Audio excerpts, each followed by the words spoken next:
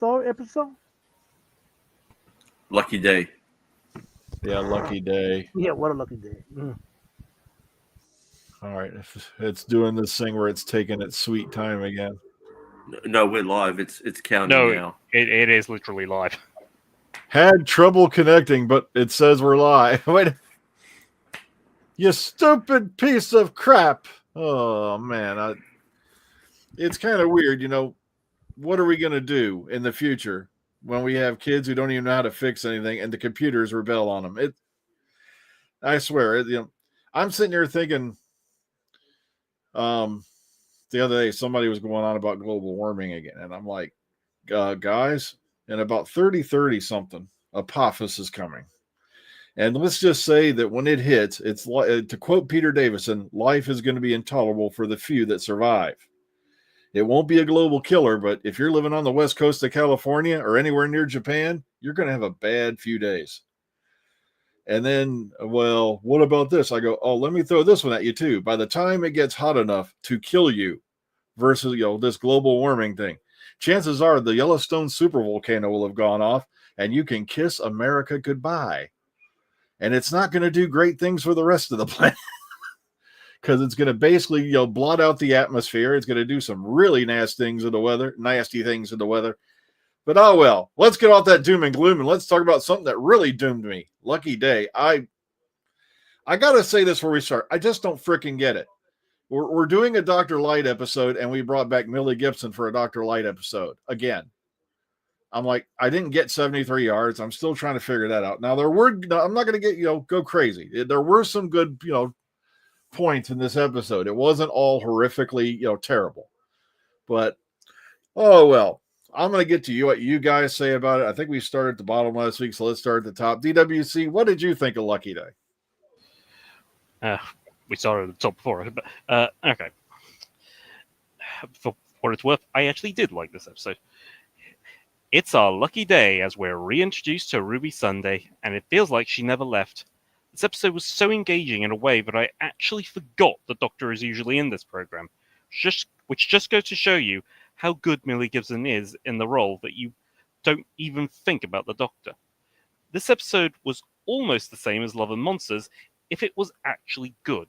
And just like Love and Monsters, it opens with our new character investigating a building after finding the TARDIS, all for Conrad to get a creep shot of Ruby. By the way, does Ruby need a piano lesson from John Lennon? She can already play.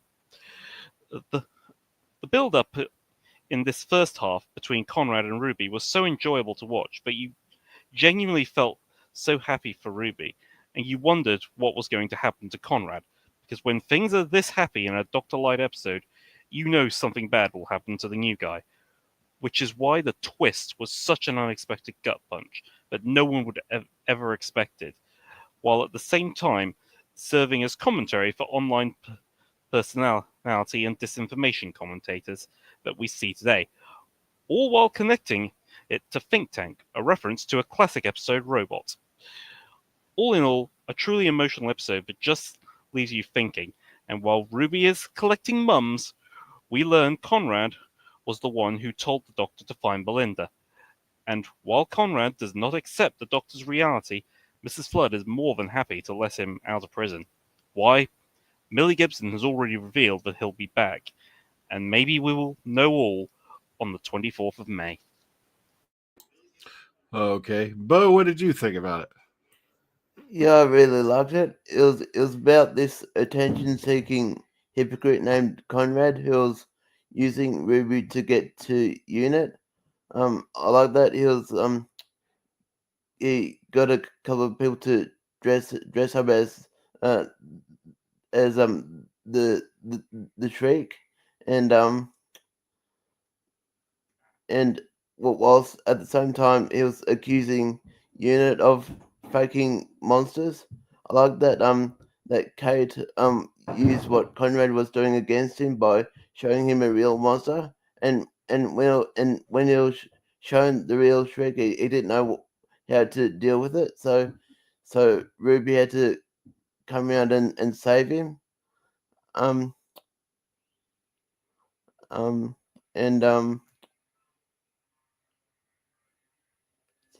And I like the reference to the classic Doctor, to the Fourth Doctor era, the think tank, and I like the speech that the Doctor gave Conrad about being special for the wrong reasons. It's a little bit like the saying, if you keep telling lies about people, the people that you're telling lies about will end up telling the truth about you. Um, it, it it'll be interesting to find out what Mrs. Flood is going to do with Conrad. I think she might have some sort of sinister agenda going on, but I guess we'll find out what that is in the next few episodes. This episode was a really good one. I quite enjoyed it. Alrighty. All right, William.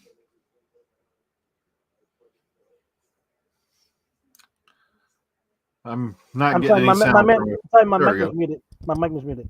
Hey now, everybody. Like DW, she said, the beginning was not bad. That you see Ruby how she's living her life after the Doctor, and still communicating with the unit, and then helping them in certain ways. It was not bad. Of course, the Conrad character appearing in the past when he first met the Doctor as a kid was not bad, but it showed too much of a obsession, considering the years,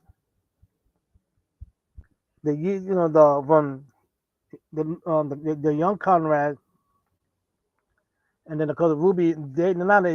He should have thought of it out of his head. He said it can't be her because I was a little kid when I met her, and she still looks the same. The age right there. He should have noticed that she didn't age. But I don't remember him if he ever brought it up or nothing. Of course, we'll be talking to him about the Doctor. Would have explained it, but right there when they meet again, he never. It's weird that he still remembered that's the same person. The twist. I mean, with the think tank, all of that.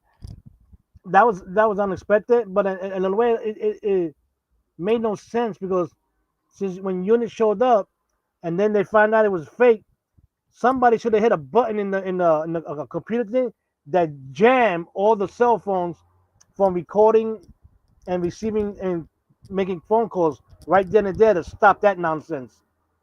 Because I know they got the technology to do that, so they should have stopped it right there, and then of course arrest all of them for faking the thing that causes money to show up, and send them the bill. So they're so concerned about using the people's money for Unit. So you know what? If we came here on you, you pay for it out of your pocket. That's what Kate should have said right then and there. Hit them right there where it hurts, in their wallet. And as for him, like in the end, him facing the Doctor and the Doctor telling him, I don't care about you, but right now I can tell you right now, at the age of 49, you're gonna drop dead, and I'm not gonna care, and nobody's gonna care, and that'll put him right in his place. And that instead of him realizing, hey, him, I don't know what his obsession was with the Doctor and him hating him so much, because if he did his homework as he claims he did, he should have realized that the Doctor made no money from Unit whatsoever. And if he did do his homework right, he should have realized that he had connection with the royal family, considering he was married to the first Queen Elizabeth, and they will protect him. So that that little bit bugged me out a little bit.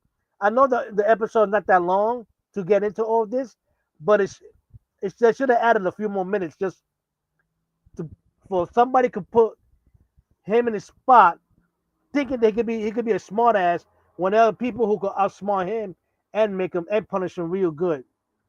So that's what ticked me off a little bit. Yeah, we're gonna see him come back because the old bag took him out of lockup. What he's gonna do, I don't really care. He's nobody special. He's not the master.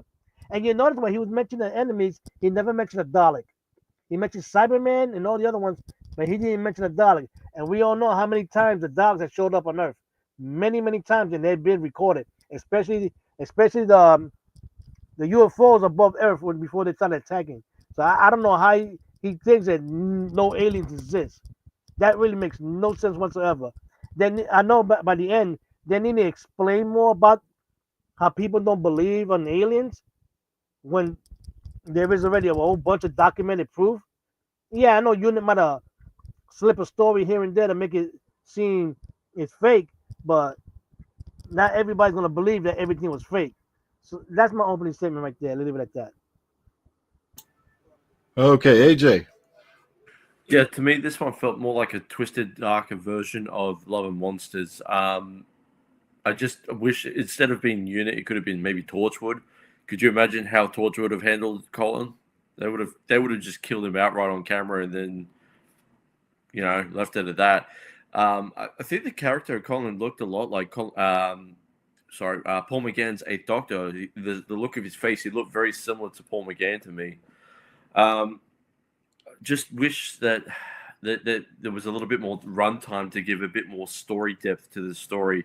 Like, it was an enjoyable story. I like the idea of, conspiracy theorists, saying online that everything is fake, basically making fun of people like flat earthers and whatnot online, just, people who are not believing reality for what it is.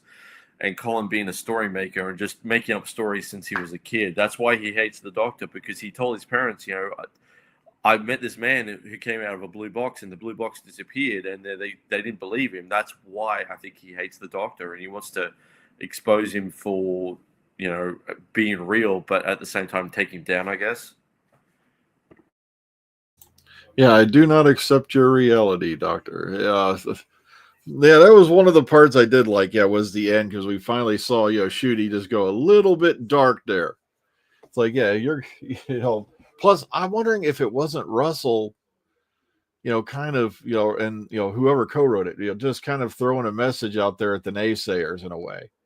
That, because there's so many people out there buzzing about this is that, and half the time it's hogwash. And that, so that's why when I, heard him telling them that's the first thing I thought of is, all the crap that goes on the internet now regarding any show out there. Somebody's always like, we have blah, blah, blah, blah. This is it's all on some kind of agenda. And I'm like, it's like me, if the only thing you can see when you watch a show is some hidden agenda, you either need help or change the channel. But who wrote the episode was Pete Matik.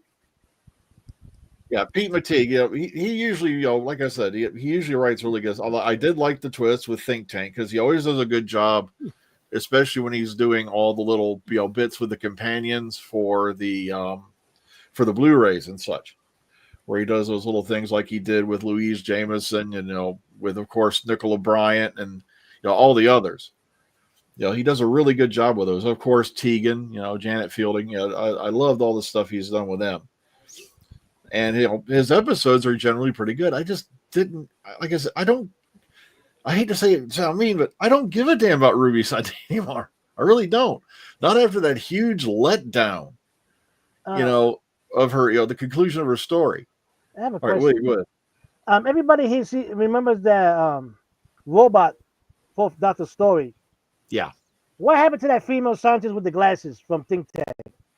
She didn't get killed in the ending, right? I was actually listening to Big Finish recently, and I think she was killed off in the Sarah Jane, not Sarah Jane Adventures, but the short-lived Sarah Jane series that Big Finish did. Oh, but that's Big Finish. I'm talking about that story robot. Nothing happened. She got arrested, of course, right? I think so, yeah. No, but I'm saying, don't tell me that old bag that keeps showing up at the end is that lady from Robot. Age 50 years. No. The latest speculation. That's the same mattress, of course. Yeah, everybody's on this unholy Trinity thing, and they're thinking it's Trinity Wells, and I'm like, please tell me that's not it. Who the hell's that? Trinity Wells is the newscaster who's been appearing in all the little bits here and there, with various world events, but she didn't appear. Yeah, the American one. Yeah, she didn't appear during the. I don't think she appeared in the Chibnall era at all. I don't think she even appeared in the Moffat era. It's a black woman. She's a newscaster. I know. American. Yeah, she shows up and she does little news bits here and there, and her name just happens to be Trinity Wells. And now they're hinting at some, maybe there was something more significant to that. I'm really hoping that's not it. But I would like to make a point that something William was talking about with Conrad, I mean, William, you were saying that how does he not know? How does he think that everything is fake? No, that's the point. Conrad is the one who's lying. He's convincing everyone else that everything Eunice is doing is fake. He knows it's all real. That's what that point where he was finally confronting the Shriek, and the unit have put his social media feed on their cameras on all his social media feeds, and he's going, "All right, I lied." He's a liar. In fact, this whole thing of him being a liar, actually, it's all kind of right there in that first part at the beginning of the episode, because you saw that part where the doctor's handing the 50p coin. He doesn't just say thank you; he just snaps it right there. They're kind of setting him up, really. There. Also, I was listening to Trek Culture, and Sean on there was saying, I've not been looking deep into this, but apparently there are a lot of people who have completely misunderstood this episode in thinking that the message is don't distrust or never question authority. No, that was not the message they were trying to say. They were trying to say there are people telling you who to question authority who you really shouldn't be listening to. And if you still can't get that, dude, you're Conrad. You are bloody Conrad if you can't grasp that obvious fact. Yeah, it's just scary, in our era of technology, how many people out there suddenly think they're, the great, almighty, because they've got so many followers and all that. And then they're, half the time they're preaching these false narratives that they know are false, but it gets more, attention that way. But the scary part is, after I watched the episode again, the first name that struck my head after I watched the twist with Think Tank was Peck from frickin' Ghostbusters. Because he was the one telling the mayor that it was all phony. It was all fake. They'd release some kind of gas, make people think they're seeing ghosts, and then show up with this phony light show to resolve it. Oh, you mean the one that's dickless? Yeah. I can't remember his first, something Peck. He was the guy from the Environmental Protection Agency. Walter Peck. Walter Peck. Walter Peck, yeah. I was like, okay, so he's trying to be Walter Peck. All right, but at the same time, he knows it's got to be real. Everybody on the planet, I think, at this point has seen, how many invasions, how many different incidents that have happened, brought out and right out in public in front of everybody. But at the same time, for some reason, he's trying to convince some units of phony. And they even highlight near the end the fact that he's raking it in. And again, as you're saying, this is I think, this is undeniably commentary of these same kind of false narrative peddlers, maybe even these doomsayers about Doctor Who. Guys, these guys are just raking in with your anger. They're making you angry to give them money. Well, I said, since they know he's raking in money, send them the bill for sending units to that town. Send him the bill. Probably did. I hope they did. But sadly, it falls into that one grand universal saying, misery loves company. And that's where a lot of this happens, is you got a lot of people out there who are miserable for one reason or another, and somebody stands up and goes, oh, I understand why you're miserable. Something is happening that's doing this to you. And then they all band together, and this is what happens. It's just crazy. Okay. Go ahead. I'll just say, because I'm looking at my notes, another thing, I don't know if this is going to be relevant at the end, but we do now know that Ruby has met her dad. But interestingly, her words were, I met my dad, which was a lot. Which someone suggests, is that not a great meeting? Well, something that'll be revealed later on, I think. Like I said, I just didn't care about Ruby Sunday at all after that big fat letdown at the end of last season. It's like, you're kidding me, right? Well, again, maybe that's going to be relevant somewhere down the line. In fact, there's already rumor that maybe she's the child of the trickster, which sounds odd. But someone has noted that the soundtrack I can't remember the episode with Maestro, what the episode with Maestro was called now. But there was a part where Maestro's trapped her, and she's suddenly singing a song. There's a soundtrack going. Some have noted, hang on, that's the same soundtrack for the Trickster. So. Oh yeah, the Devil's Chord. Yeah. Thank you, Devil's Chord. Yeah. Yeah. But the point is, maybe it's just Murray Gold is recycling soundtracks, but maybe she is a child of the trickster. Who knows? Yeah, we don't know. Like I said, we got some people jumping down saying the Ronnie's coming back. No, it's this person's coming back. Well, that person's coming back. Oh well, we'll find out at the end of the season either way. It's the land of fiction. And then someone passing around this phony one now saying it's Omega, and I'm like, guys, no, I've been led down that fake trail how many times now? It's somebody passed me apparently what was supposed to be a bunch of leaked dialogue, and I'm like, okay, well, for one, I know you're full of crap because I know somebody on Twitter who is always at filming, and if he had heard any type of dialogue like that, he either told me or he had told somebody else, or he just plain tweeted it. And he never once mentioned anything about capturing any dialogue, especially regarding Omega. So, you got to watch out. I saw a rumor recently on Facebook that Mrs. Flood might be Rathalon, but I guess we'll find out. That's another theory, that she's Rassilon. Yeah, she might really be.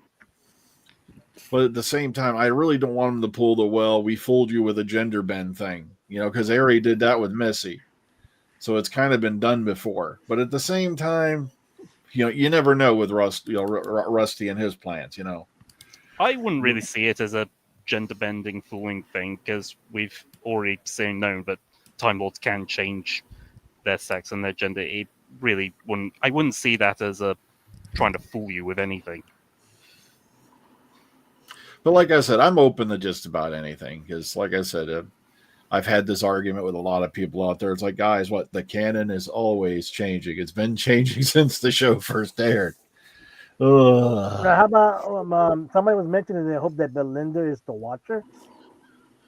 No, don't do that. Someone is saying they hope Belinda, Ultimate TV, I hope Belinda is the Watcher. That was from Legopolis, yeah. Yeah. Yeah, man. Another one saying I think Mrs. Flood is the sister of the toy maker. Like they already played the sister, and that's the Queen of Time in the second Doctor Big Finish audio. Like I said, there's a lot of theories out there. So but there was one thing this episode had that didn't have that Love and Monsters did. Where was the Scooby-Doo chase? That I'll never forget.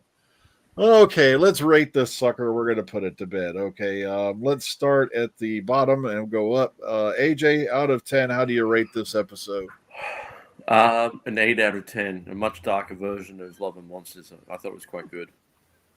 Okay, William? I'm giving it 7.5. It leaves too many unanswered questions. I'm not saying the story's bad, but it leaves too many unanswered questions. And I wish they would have got into it. Okay, Bo? 8 out of 10. It was a really good episode. All right, DWC? 8 for me. I really did enjoy it. I'm gonna give it a 7. Like I said, it wasn't my cup of tea, but maybe it's just the fact that I'm just biased toward the whole Ruby Sunday character now. And Paul says he gives it a 10, even though he's not here.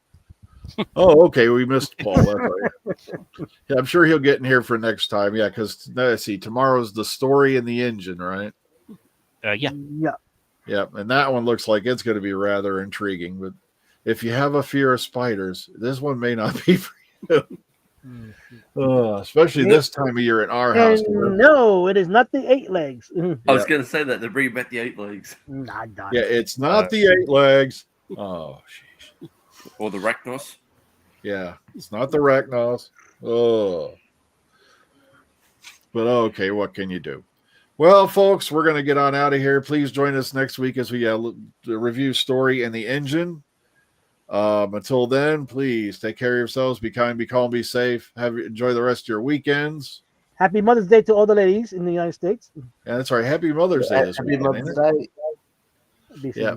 So happy Mother's Day to all you mothers out there. Or not the kind Samuel Jackson would refer to. All right. Have a good one. Bye. Bye. All right.